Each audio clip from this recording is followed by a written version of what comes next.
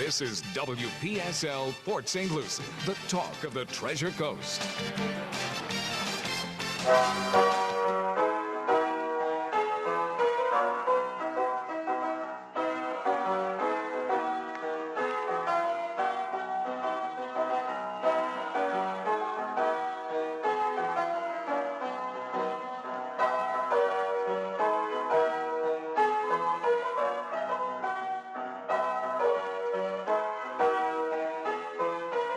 .07 right now at WPSL, the talk of the Treasure Coast. Time now for Ask a Rabbi with Congregation Eitz Chayim and Rabbi Shafir Loeb. This is Rabbi Shafir Loeb of Congregation Eitz Chayim, your Jewish home on the Treasure Coast. And welcome to a toasty Friday. It's going to be a real warm one today. I think it will. I think it will.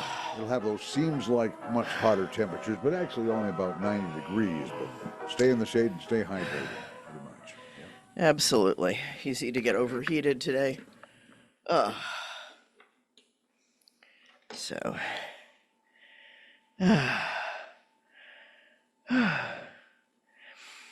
Okay.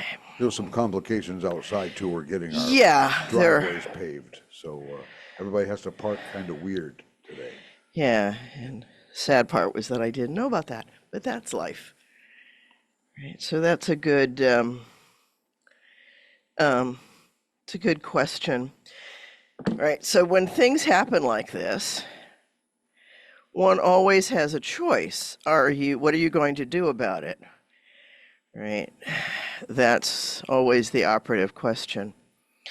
And in this case, we are just going to punt and move forward. Because that's what you do.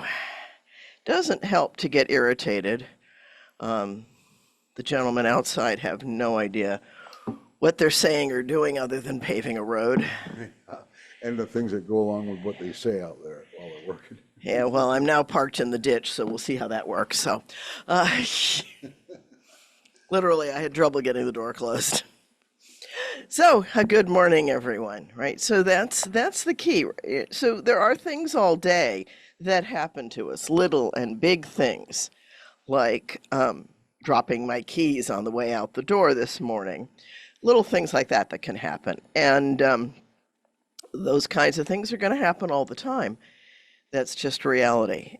And you have a choice. If you can sit there and curse and put toxins out into the universe, or you can say, oh, well, and things move forward from there. You gotta let it slide off. Just don't let everything bother you. you. Don't let it there's not much you can do with it. You just have to move forward, and you can't let the negativity of the situation or the world invade you, because then you're having to take care of toxins that you didn't own.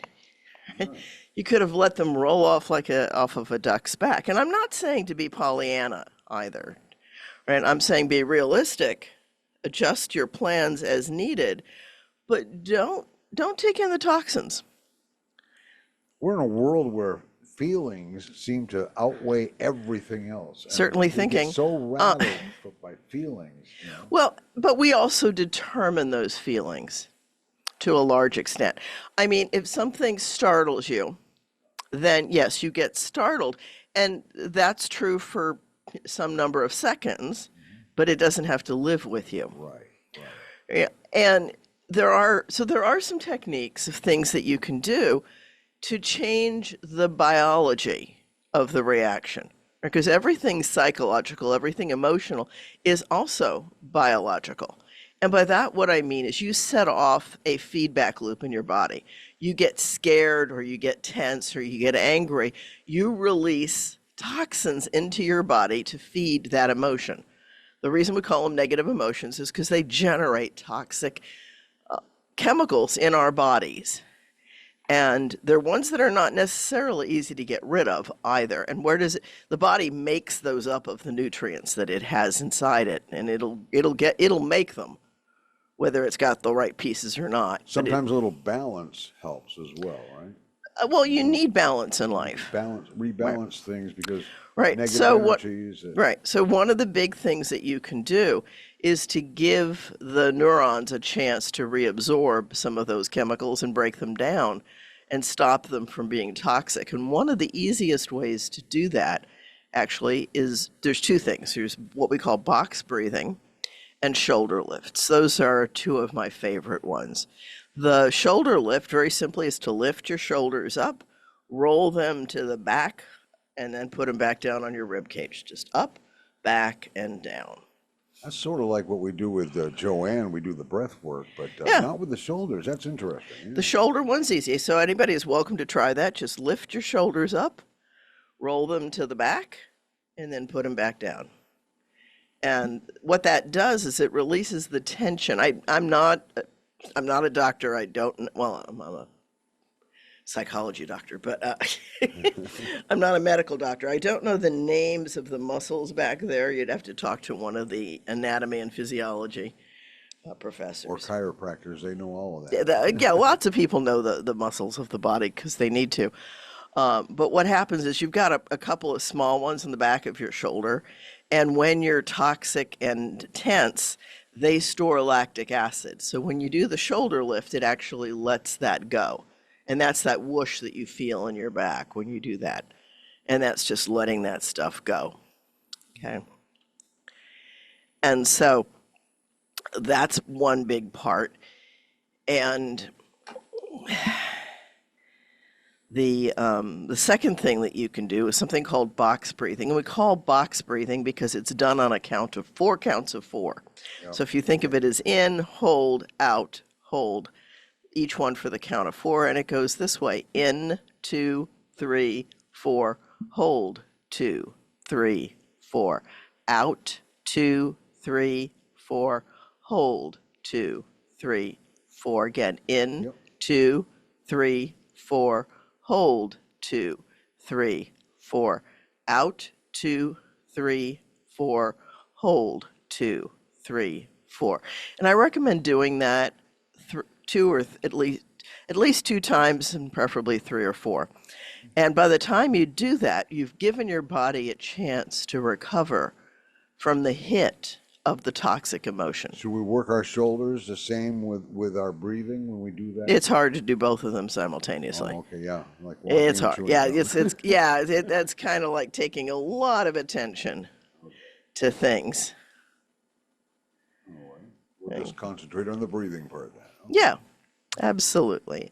And so those are all good things that, what can I say? Those are all good things for you. So there's a couple of other exercises that you can do. Another one that I like is 5, 4, 3, 2, 1.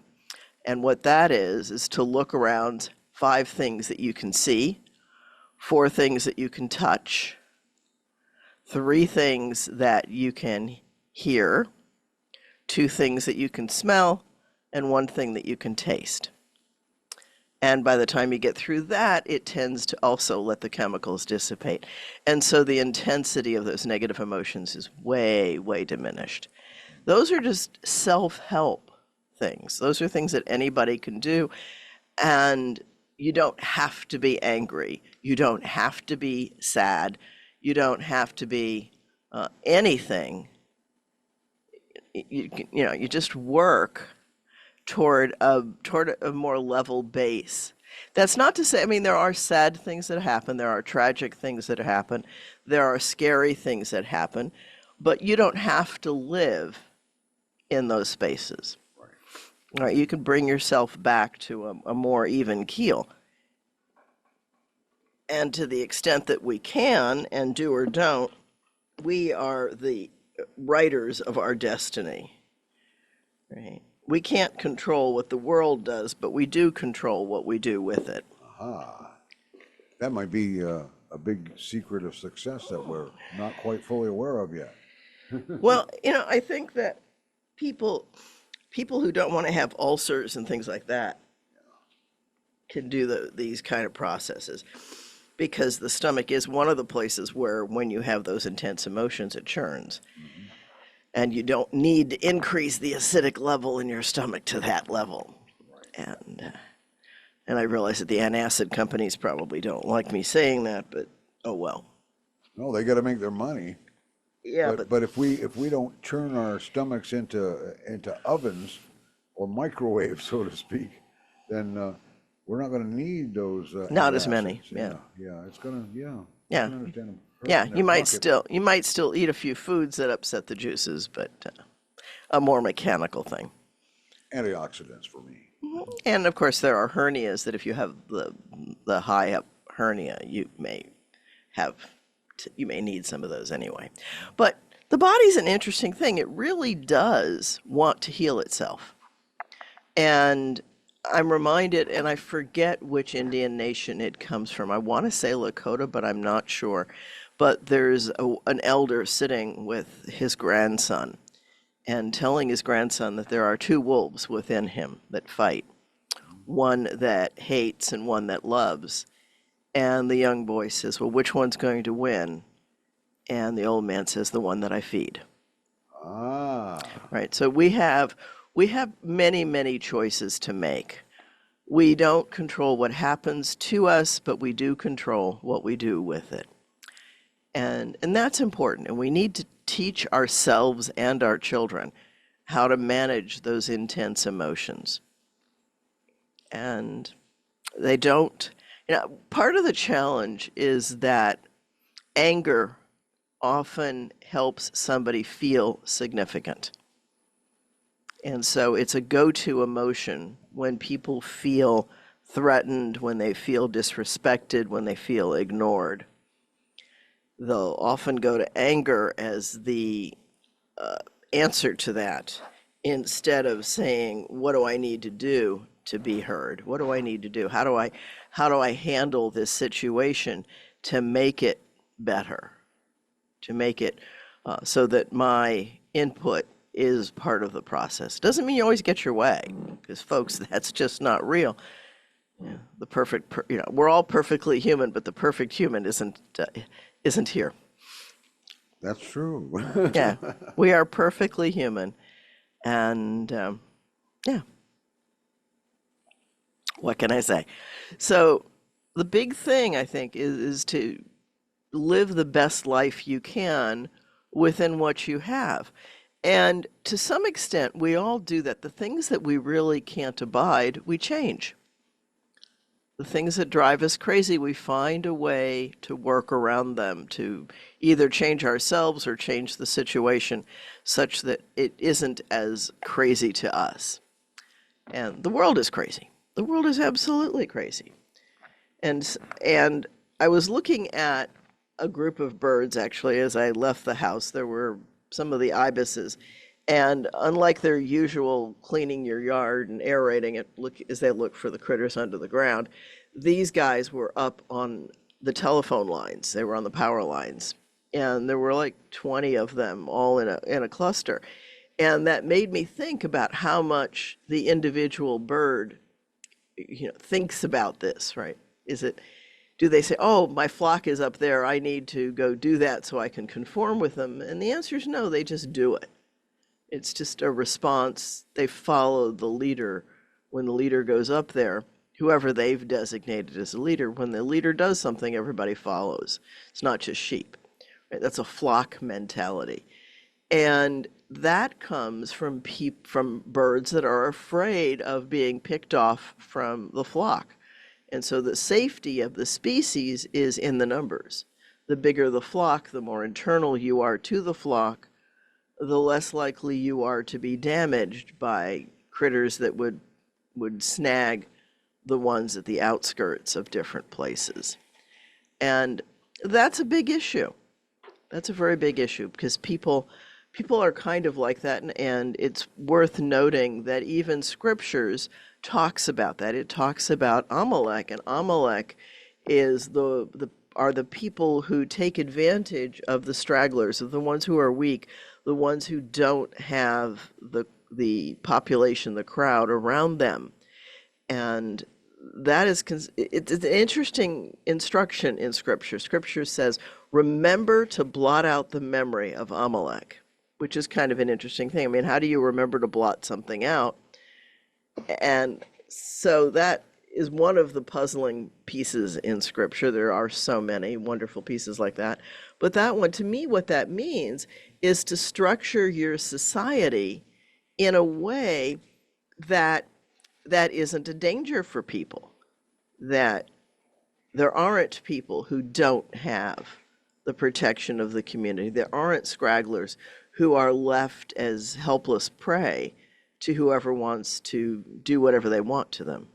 We've failed in that area, haven't We have as a society, we always have.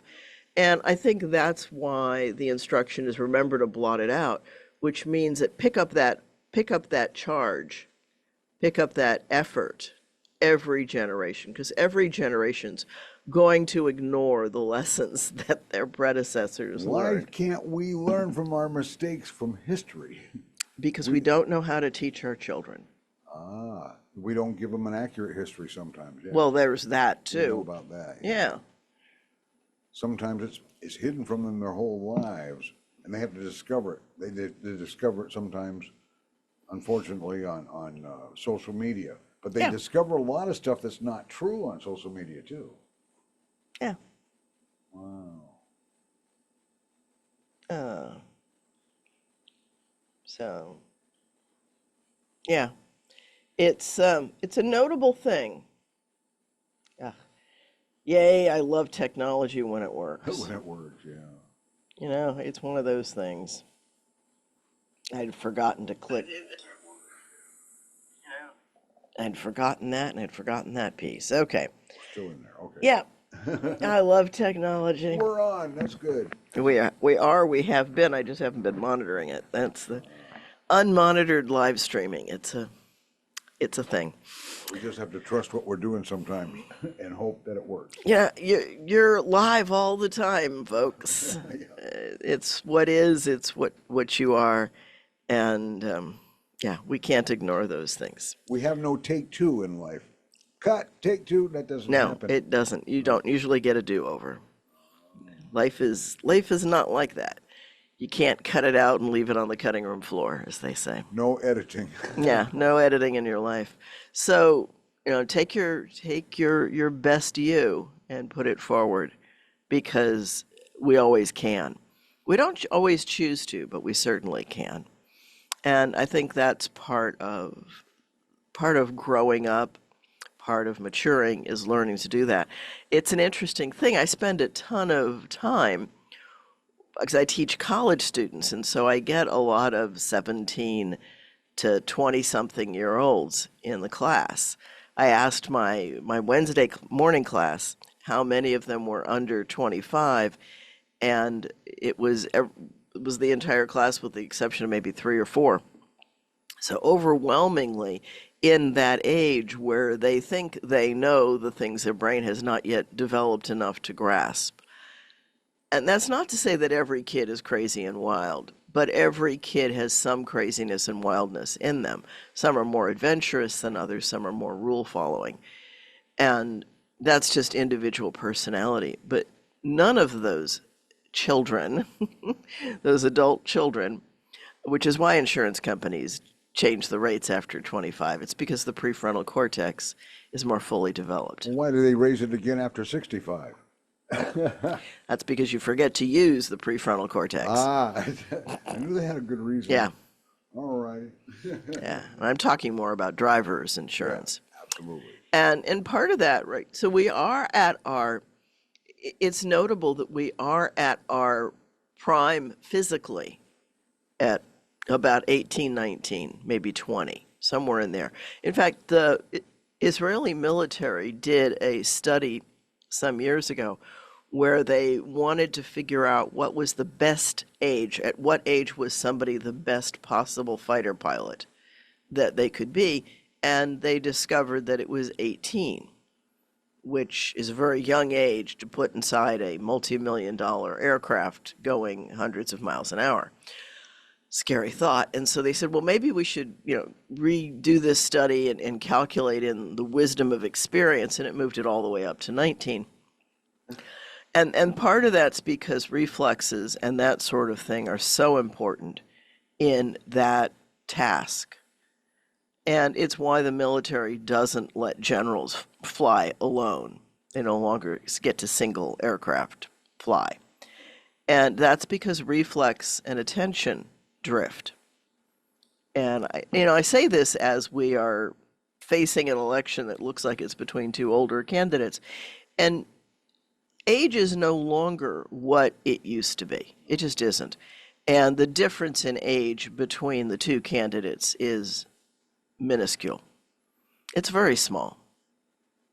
And it's an interesting piece that the public seems to be so focused on the age of one and not the age of the other. And that's just part of the, for lack of a better word, crowd hypnosis that's going on and being manipulated. And it's kind of an interesting thing. It's one of the questions that a lot of people asked me was why was it that things have gotten to where they are? And the answer is that people are starved for hearing what they think they want to hear. And anybody who feeds that, that's a common ploy. It happens when we are couples and if you're not careful, your significant other may or may not be somebody who uses your needs to make you feel good, but then uses the threat of taking that away to control you. That's manipulation. We don't feed the alligators because in the evening of dusk, in the time of dusk to dawn, they'll feed on you. If you're going to hand them something to eat, they'll grab you and drag you into the water because they're still an alligator. They're an alligator. It's not a conscious. That's what they do. It's not a conscious thought. They are an alligator. The other story like that's often told is of the scorpion and usually the other critter varies. It can be a duck that, that the scorpion tricks, or a fox or whatever. I've heard it told with many different I think carrier somebody animals. saved the scorpion, and it stung them anyway because it's a scorpion. It's scorpion. Yeah. And that's just something to be aware of, that there are critters in the world. And why do scorpions sting? They sting more because they get scared. I lived in Tucson for 8 years and never once saw scorpions, helped them out of my house, but never was stung. And 2 weeks before we left, my husband was out in the backyard not paying attention, felt a tickle on his pants leg and went to scratch it. Oh, I've done that. Oh. And yeah, he said it was a really intense bee sting. And the demise of the scorpion. I thought there was a hornet in there because it just kept stinging and stinging and Yeah. stinging. Well, it wasn't happy. No. Yeah, he had the good sense to tamp his leg and it fell, but Lucky. yeah. Yeah. So here's the other piece to that. I literally the day we moved into the house where I'm living now, and I went out in the backyard and there was a scorpion on the fence. So they live in Florida too, folks. Oh yeah, they're everywhere. They're everywhere. And they don't tend to get into your house here because we keep our houses so sealed up. In Tucson, houses are actually more open to allow the air, and unfortunately critters sometimes take advantage of that. Lots more screens in Tucson, but you don't have hurricanes, and you do need we used a swamp cooler, and as I like to tell people, we only ran the air conditioner in parts of July and August, and mostly it was off already by September. So, yeah, did not run the air conditioner much of the year at all, and ran the swamp cooler, which did a wonderful job of keeping the house moist, cool, and the air just nicely moving through.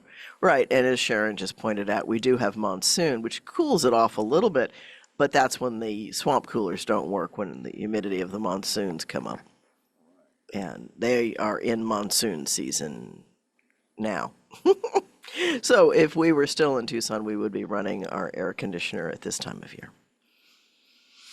But yeah, but you can't use one of those in Florida. You can't dump more humidity out into the outside because it'll just bring it on in for you. In fact, it might work in reverse. It might make the house warmer. I'm not sure. Humidity is an interesting thing. Got its pros and cons. I miss being able to wash my hair, comb it, and by the time I walk out the door, it's dry. Oh, yeah. That was true in Tucson. It's I can get where I'm going and it's still damp here. The difference of the humidity. And we don't realize that until we're really into it.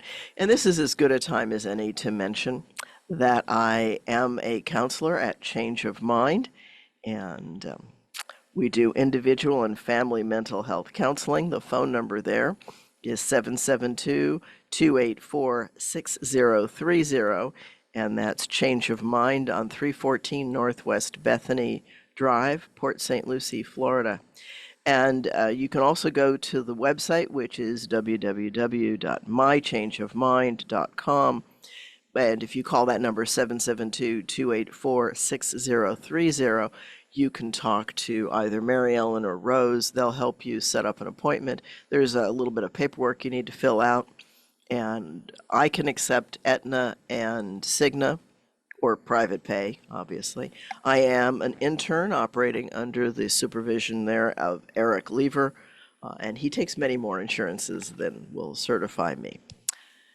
So, yeah, highly recommend them. As it says on the back of our card, we can help with depression, anxiety, anger management, family conflict, gender issues, trauma and complex trauma, and dissociative disorders. So, it's helping people deal with everyday issues to find resolutions and encourage a better quality of life. Change of Mind. So if you're looking for any private therapy or family or group therapy, small group therapy, the other thing that we're doing at Change of Mind is we now offer PDDBI testing, which is for developmental delays in children, and we also offer testing for dyslexia. So if you have concerns about those, we can administer the test and talk to you about the results. So lots of different things that we can do and help you. And yeah, Change of Mind. So back to other things that we were talking about. We have control, and that's part of what I teach as a counselor, is that I teach people how to change their reactions to things in order to have the reaction that they want that's healthier. We really can do many things for us, and it's interesting. We're going to be doing an art therapy session in my Intro to Psychology class at Kaiser this coming week, and we do that with paint. Have a lot of fun with it, and it's one of the ways for people to relax, and it's something that people need to do. You need to do something different from what you do the rest of the time. It can be gardening, it can be a hobby of any number of things. Why do you suppose artistic expression is so important to us? Well, I think that part of that's just the transfer, the way that you deal with trying to get your vision or letting go of your vision and just seeing, I call it let the paint play. Okay. Right? See what the paint itself is going to do, and how to, you learn the medium, you learn, and we achieve mastery with that. And when we achieve mastery, we give ourselves the good hormones. Oh, okay. So when the painting comes out and we like the colors, or when we like the design, or we learn how to balance these three different paints and make them play together nicely, because not all paints play together nicely. And so all of that plays into what's going on. And I think that's important too. You can start with all your primary colors, but at some point you're going to want to mix to get that right effect, and that's when you're going to progress in it. Well, color is a very, very interesting subject all unto itself, right? We have blue, green, and red cones, which is why your TV has red, green, and blue RGB. Okay. And there's different kinds. Color blindness is actually a very bad word. It's a color deficiency, color discerning deficiency. And that's because perhaps the cones aren't receiving the information properly, or they're not transmitting it properly. But what you see is not what you perceive. They're different.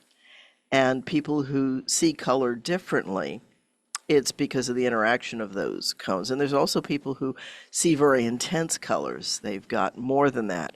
But we talk about the color wheel as having yellow, red, and blue as being the primaries. And that's true for pigments, because when we mix pigments, then we get the orange shades between yellow and red, and we get purples between red and blue, and greens between yellow and blue. I may have spoken that wrong.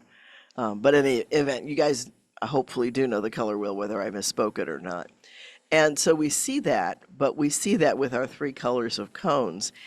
And the cones and rods need different amounts of light. So to see color well, you need good light. But the kind of light that you put on something is going to change the color of it, because what we see is the reflection in our eyes. And so if you go into Home Depot or someplace like that and you go over to the light counter, you're going to see outdoor, you're going to see indoor, you're going to see warm, you're going to see a variety of different colors of light, of white light, because they're not really white. And in certain situations, one kind of lighting is better than another. Natural lighting, it's an interesting piece. A lot of artists will only paint when they can get natural light on the canvas, because that gives them, quote unquote, the true light. But then if they're going to look at their work inside a building, then it depends on what kind of light the building has. You might see different things. And then, of course, there are metallics and things like that. Lots of different things. And so we play with all of that with the paints and see what and where people are. So I'm going to be doing an inventory on the paints today when I get to Kaiser, which will be very shortly. Okay. Just a little bit of time from now, right You're after gonna the show. follow up on it later and tell us some more about that? Yeah. Wow, okay. Because we all seem to be mixed with the same colors. All of us. Well, I mean, there's one race in the human race. There's only one. There's only one. That's it.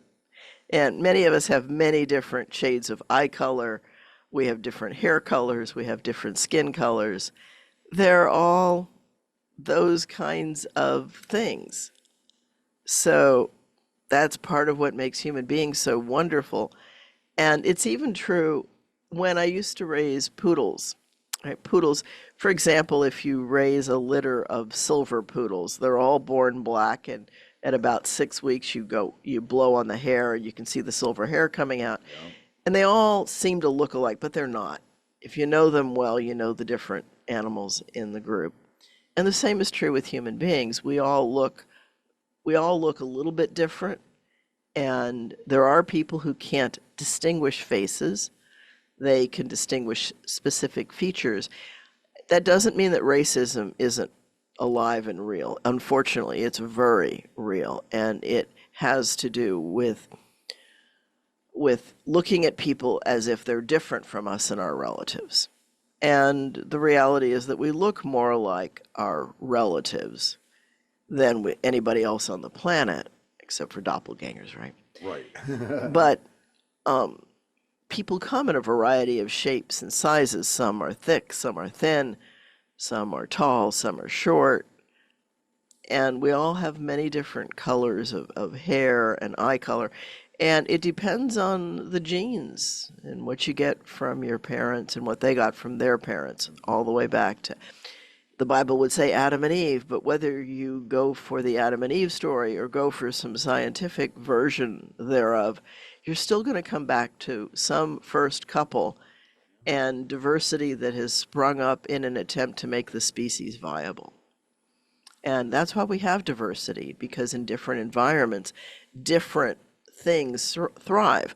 We know that the more northern the climate, the better the light skin is at getting what little sunlight there is in the northern areas, and closer to the equator, people tend to be darker to protect them from the sun.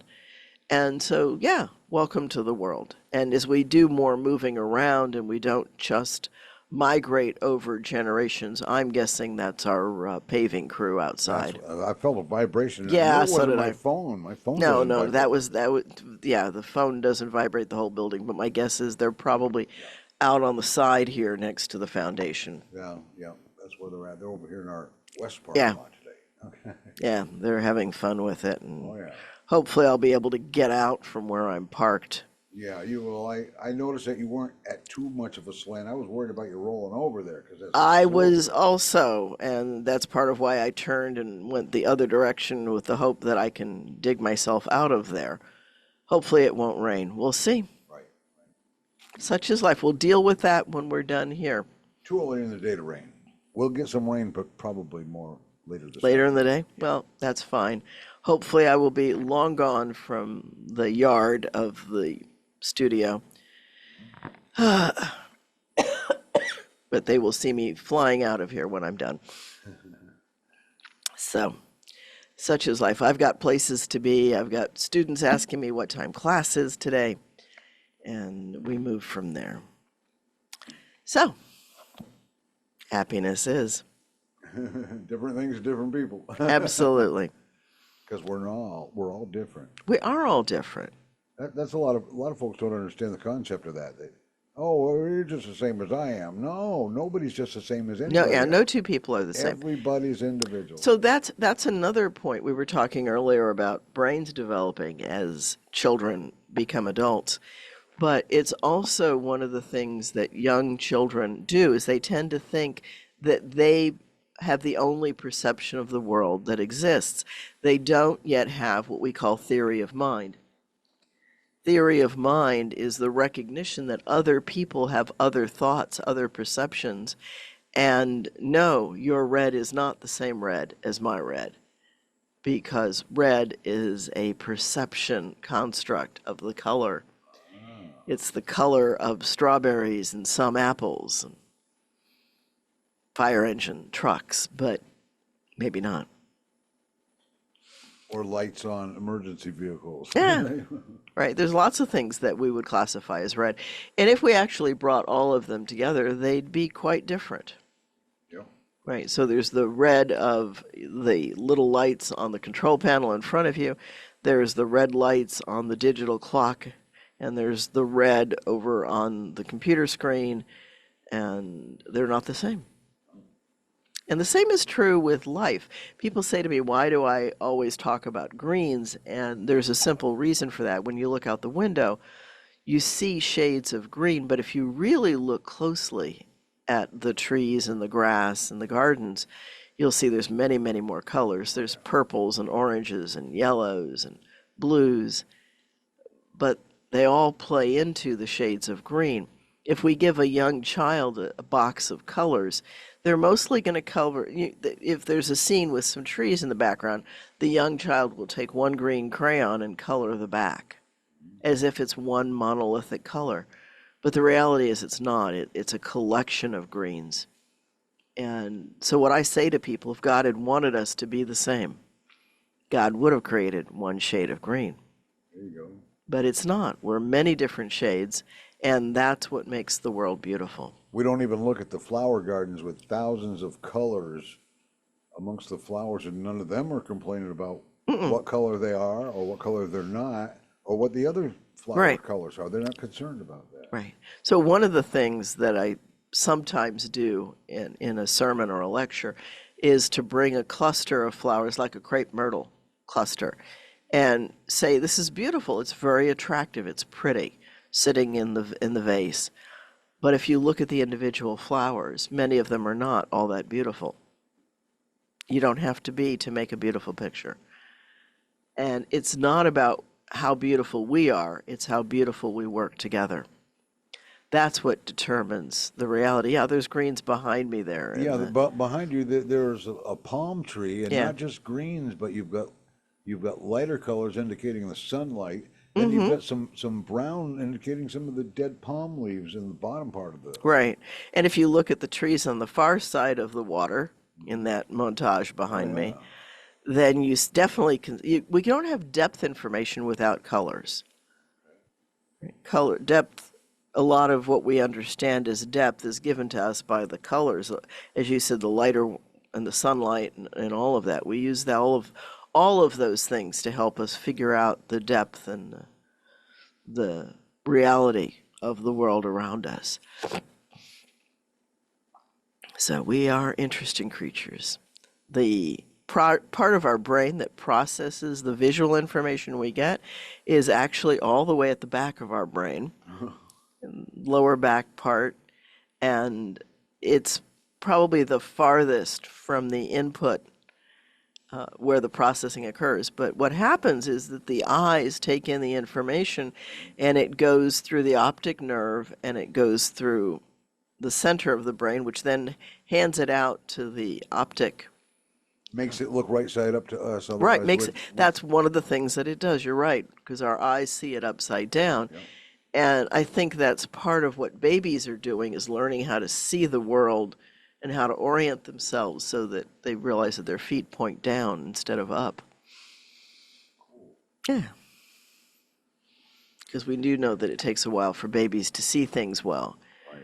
But there have been experiments where people have worn glasses that flip the vision coming in. And eventually their brains adjust to it and they can see just fine in the glasses. So I'm trying to work on, I was about to make a joke. I'm not really doing it. Trying to make my eyes see without my glasses. Oh. I can see you just fine. Absolutely. In fact, sometimes I will, I forget what it was. Somebody said to me, "You're looking angry because you're looking outside your glasses." And I'm like, no, I can see you better that way. Yeah, yeah. Because I've got readers, I've got cheaters Uh-huh. on, and they make a difference. Yeah. That's interesting because, when I look over my glasses talking to my grandchildren, they say, "How come you're mad at me?"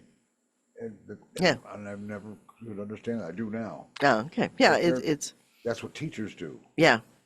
Well, because they want to look at you, Yeah. right? So they look at you over the glasses, and so we, And make that eye contact. yeah. Because it's different through the glasses. It is. And I need the glasses to see properly on the computer screen. That's why I wear them here. And people are, well, you're on the radio, but I'm also on Facebook. So, and Sharon, of course, says, I love my teacher look. Of course.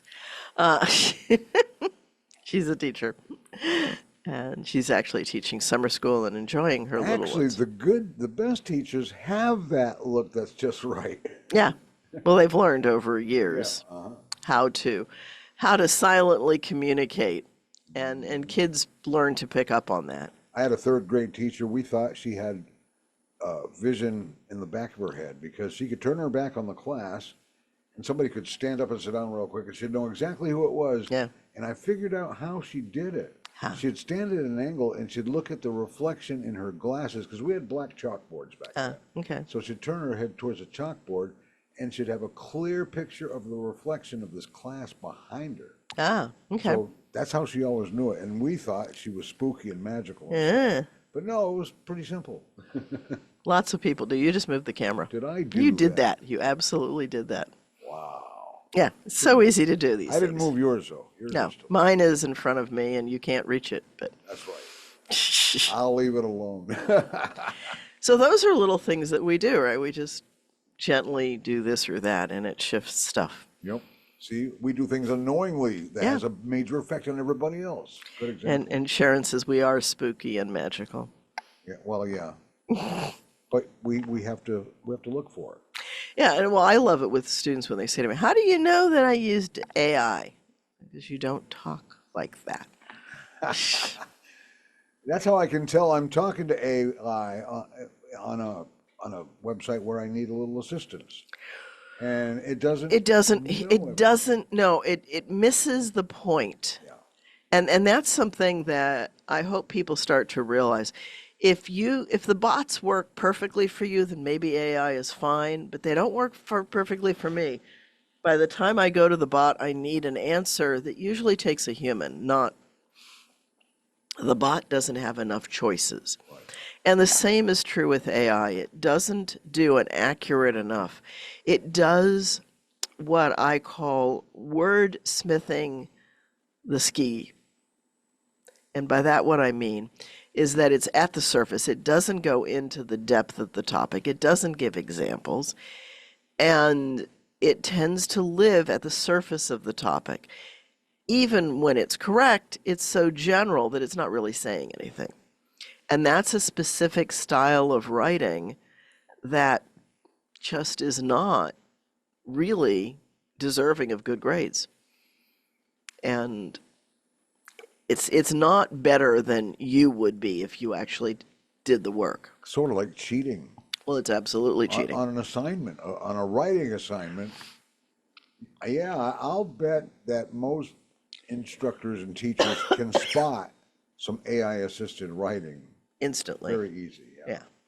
The challenge, of course, is proving it. But when students are using words that you know they have no idea what that means. Right, so that's one of the things that I often do when I see it. And there now are AI detectors that are not perfect, but pretty good because they can back calculate the way the sentence is structured. They know the algorithm that AI is using, and they just check to see if there's evidence of that in the writing. And so what I'm doing now is I'm giving students I'm not grading them necessarily, but I'm saying AI estimate, AI contribution estimate. And if it's over 80%, that's not really. Now, are they allowed at some extent to use some AI for certain Well, things? I tell them use AI to give you an outline, to tell you the subjects that you should research, but then go and do it. Then walk the walk. Right, walk the walk, learn, because here's the other side of it. What's going to happen, we're actually going to see a shift back to more testing. We had moved away from it and moved into the area of asking students to be able to synthesize the information and put it into some writing on a theory that showed a higher level of knowledge gain. Because you can get through a test pretty much with memorization and that kind of learning, not applied learning. Whereas the writing is more applied. But now that we've got AI coming in and students are not really doing it and they're faking it, and I guess the best way I can say it is that the writing is next to what it should be. Okay. It's not quite there. But what's going to happen is we're going to see a bigger shift toward heavily proctored exams, with people needing to prove they're them and sit in front of the person watching them. And it's going to make testing much more expensive, but you're not going to learn what you need in order to pass the test if you don't do the work. There are some very talented students out there, though. There are They can some. improvise and they can actually learn to work around this. And there are ways to use AI. It's great for asking it for outlines. That is probably the best thing. It's good for, if you don't know anything about a subject, it's kind of an advanced Google.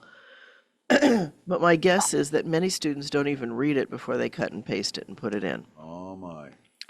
I would mind it less if I knew that they actually read it and understood it when they put it in for their work. But because it's at a level that the syntax and the grammar are higher than what they're used to, they don't even understand what they're pasting in as if it was their response.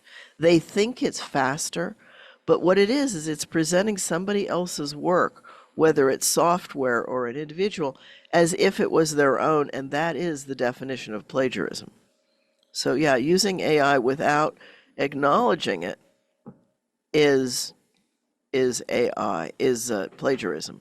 Do we have a caller? Yes, Jerry is on the line with us here. If you wouldn't pick up your headphones. Okay, so I have my headphones on and I can now hear you, Jerry. Thank you for calling in.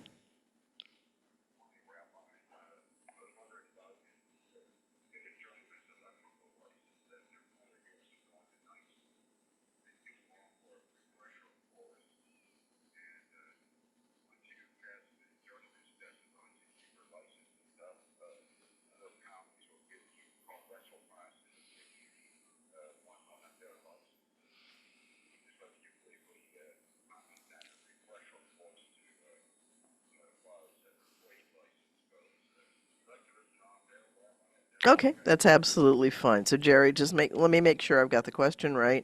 And your question is what comment do I have on the refresher courses that those such as trades and folks like that have on their licenses? Am I correct? I think he went off already. Okay, so I think that was the question. And yeah, I think that refresher courses are absolutely needed. And I think that's because either you didn't learn something or you forgot it and because you didn't use it. So for example, when I worked as an engineer at Goodyear, I'm going to take off the headset. When I worked as an engineer at Goodyear, I did not use a lot of the mechanical parts of mechanical engineering. And I found myself having to really, really study to take the engineering exam. And I struggled with it because I didn't use it on a daily basis. So I think that that's true if an electrician or a plumber or any individual has a license and doesn't use parts of it, they're going to lose facility in that area. And refresher courses help you refill that. They help you get better at that.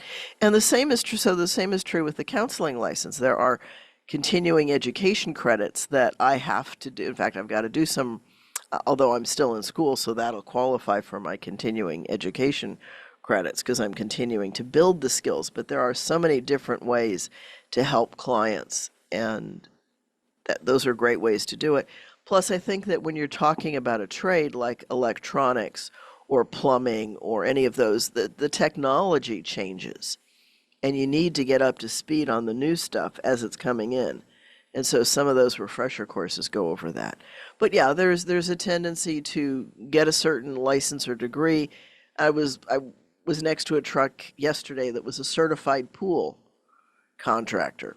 Right? So and you might say, well, there's a lot of things that a pool contractor needs to know in order to put your pool in correctly. It doesn't mean you'll never get the pool put in correctly by somebody who isn't licensed, but the licensing is a guarantee, if you will, of a minimum level of knowledge. Gives you some recourse in case of, let's just say somebody comes in there and does a shoddy job, and Gives you more of a recourse. Yeah. With a licensed contractor, you've got recourse.